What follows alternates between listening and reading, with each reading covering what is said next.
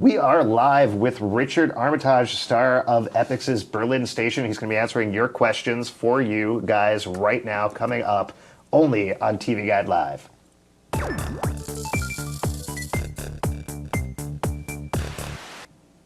Hey everybody, I'm Alex Albin, managing editor for TV Guide Live. As mentioned, I'm here with the awesome, multi-talented Richard Armitage. Thank you for joining us. You're welcome. Thank you for Frenchifying my name. Oh, did I? Wait, how do you pronounce it? No, it's Armitage. Armitage. But you're good. Everyone does it. This interview is already terrible. I apologize. You guys, please send in your questions. Facebook.com/TV Guide or hashtag TVG Live on Twitter. We'll be getting to them throughout the show. You guys have already been sending them in, so we'll get to them very, very soon. But first, I want to talk about Berlin Station. I've watched the first 2 episodes. It's an incredible spy show, but I'm mostly curious, and I'm sure you're getting this a lot. You were on MI5 back in the day, one of the seminal spy shows. What brought you back to the genre? It's a genre that I love. I love to watch it on film. I love to watch it on television, and I love to read it as well. I was a big Jean le Carré fan, and discovered Owen Stenhauer, our show creator, through literature. But it was interesting coming back to it after I think about 10 years. That was when I started on MI5 to see how it's changed, how the landscape has changed. It's far more immediate, and the technology has become kind of an unreliable place for the intelligence services. So it was much more kind of face-to-face interaction, which was really interesting. Well, let's talk about the unreliableness a bit, because of course, as it is a spy thriller, there's a lot of backstabbing, there's a lot of trickery going on. For those who haven't watched the first 2 episodes yet, and they're available online on Epix, so you can check them out. That's how I watch them. What's going on with your character? He gets drawn in after a time, not out in the cold, more out in the heat, right? Well, okay, look, here's a good parallel. You know, in the news today, there was some joke article, I think it was a joke article, that Pamela Anderson has killed Julian Assange by giving him a vegan sandwich. Did you read that? No, not yet. So Daniel is basically Pamela Anderson, and he's going to find Thomas Shaw, and he's going to feed him a vegan sandwich. So that's the idea, is that he's somehow sent to Berlin. He identifies the source of a leak. Thomas Shaw is our Edward Snowden figure, and he identifies where these leaks are coming from that is potentially going to shatter the CIA apart. So he is sent to Berlin to find out who it is. Yeah. As the Pamela Anderson on the show, do you get to do the slow-mo Baywatch run at There's all? There's not so much, but there's definitely slow motion running or fast motion biking. I do a lot of cycling around the city. Yeah, well, we were talking about this a little bit before the cameras went on. It was actually filmed in Berlin, and the shots are gorgeous. What was it like being, not even on set there, but actually physically in the city and shooting? I mean, there are so many answers to that question. I wanted to live like a Berliner, so I chose to live in Kreuzberg in a very kind of traditional area. Our crew were amazing. They're all kind of local, from different parts of Germany, different parts of Berlin. So they knew that city like the back of their hand. The way that it was shot, the locations that were found were quite remarkable.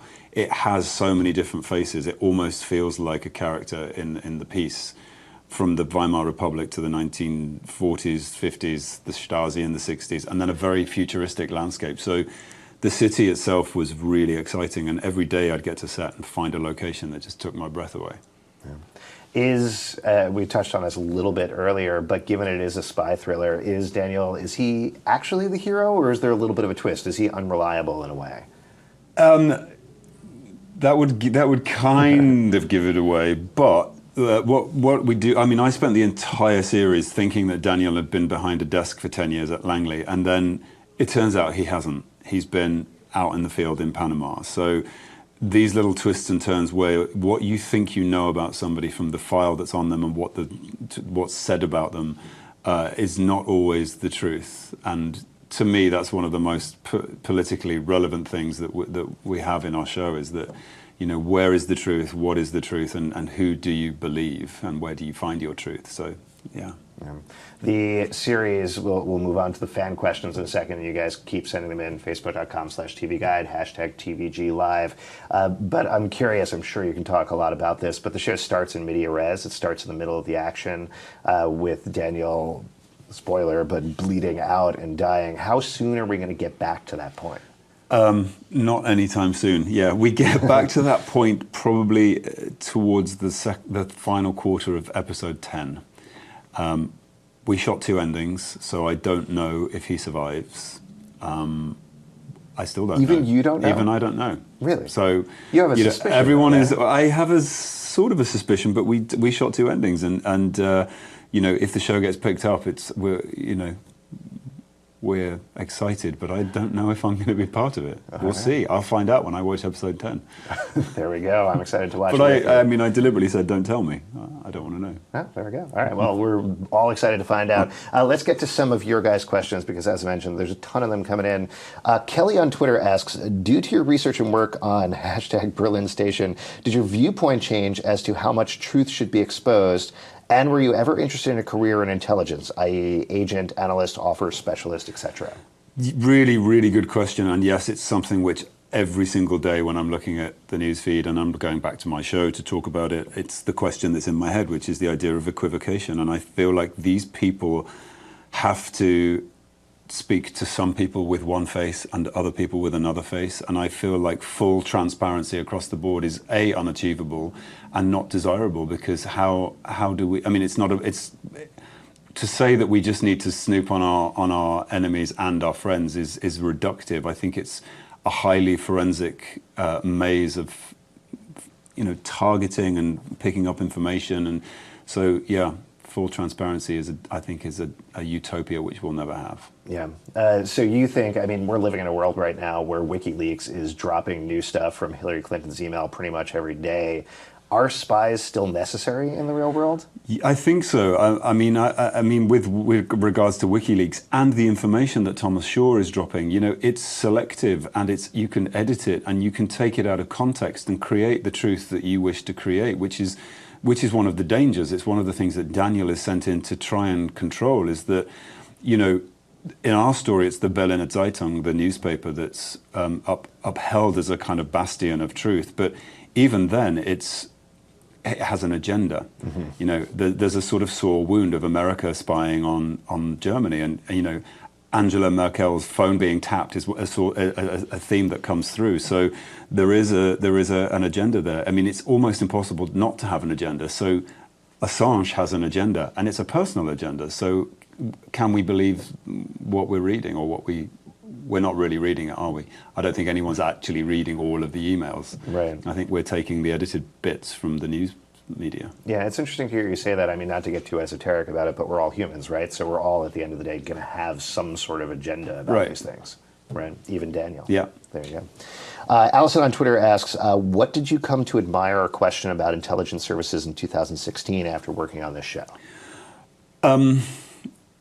I do admire the fact that they are regular citizens who step up to the plate to work for their country, that there is a level of patriotism which was something I was seeking in the character, that they put themselves on the line, they attempt to leave their own agenda behind, whether or not that's possible. Of course they're going to take their opinions and their views with them, but the ability not to lose oneself in the amount of the array of different characters that they have to assume when they're in the field, because it's like they have to be extraordinary actors in a life and death situation, as we will explore in Berlin Station, that we call it legend. When you take on a character, it's a legend.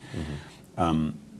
And the ability that they have not to disappear into that, and because sometimes they're in deep cover for a long period of time. That's something I admired. Cool.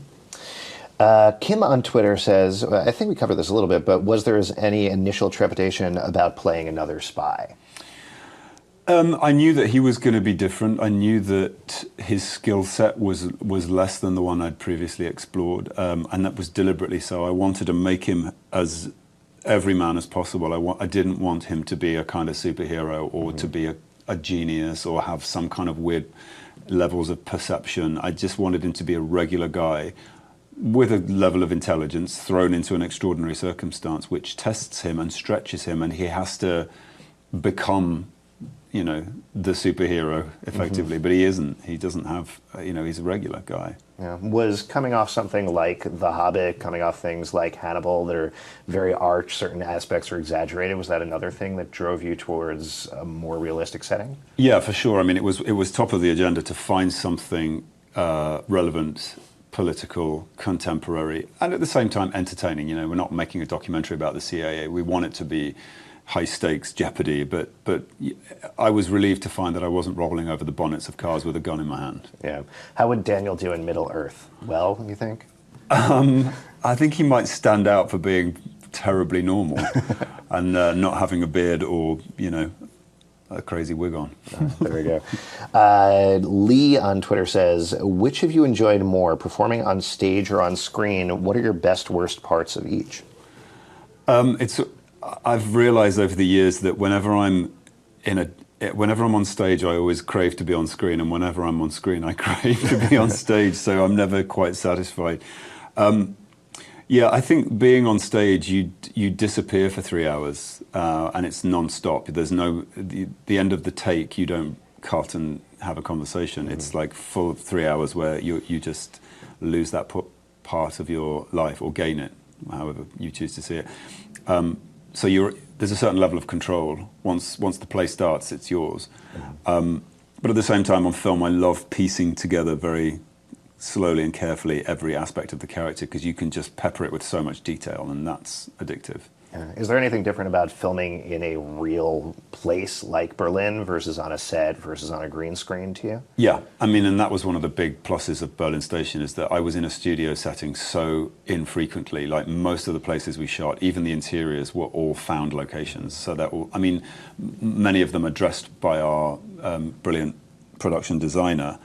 But yeah, you really don't have to imagine a great deal. It's all there for you. Yeah. Arena on Twitter asks, what was the most memorable day on set for you? Can you talk about it? Has it broadcast yet? I think, the first thing that comes to my head when I think about that question is the night shoot where Daniel was cycling around the city on this amazing bike that they found for me, which is an electric bike, so it sort of has its own propulsion inside of it. And there's a small amount of it in episode 1, but we shot loads of stuff. We shot for nearly the entire night, cycling all over Berlin through traffic, and that was pretty memorable. Apart from it being extremely cold, it was just a great way to see Berlin through the night, Yeah, it's a gorgeous scene. Again, we were talking about this a little bit before the cameras went on. I watched it on a laptop, but really, because of the way the show is filmed, I think you should watch it on as large of a screen as possible if you can. Yeah, it's something that didn't occur to me until I saw it from small, because I'd been watching it on an iPad, and then I saw it on a big screen, and I realized that there was a reason why 5 feature film directors were hired, and Hagen Bogdansky, the director of photography, was hired, because the look of the show is so cinematic. And of course, it has to sit in Epix programming, which is all movies. And last night, our premiere, we came on after Spectre, the James Bond film, and I thought, how do we stand up against that? But cinematically, it does, because of the way that he shot the piece, and I think it's beautiful in places. Yeah. A couple more for you. Don on Twitter says, how do you mentally prepare yourself to switch on your American accent and keep from slipping back to your own? I made a decision that when I got in the car in the morning, I would start speaking with the dialect and then not speak with the dialect when I got home at night.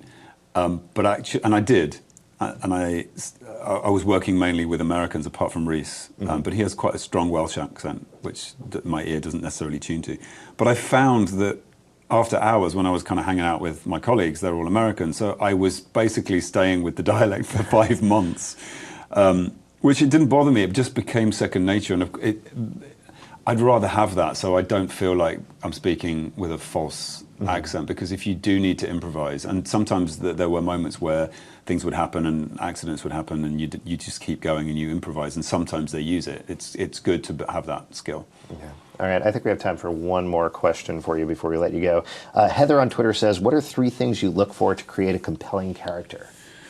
I think, 3 things. I look for conflict, whether that's inside the character or in the world that he's entering. And with Daniel, it's both. I look for like a catalyst of the reason that the character is stepping into this place. So a slice of time where something extraordinary is happening, and good writing. Yeah, and if there was a 4th thing, probably a slow motion run. A slow motion run. Yeah, not on a beach in a bikini.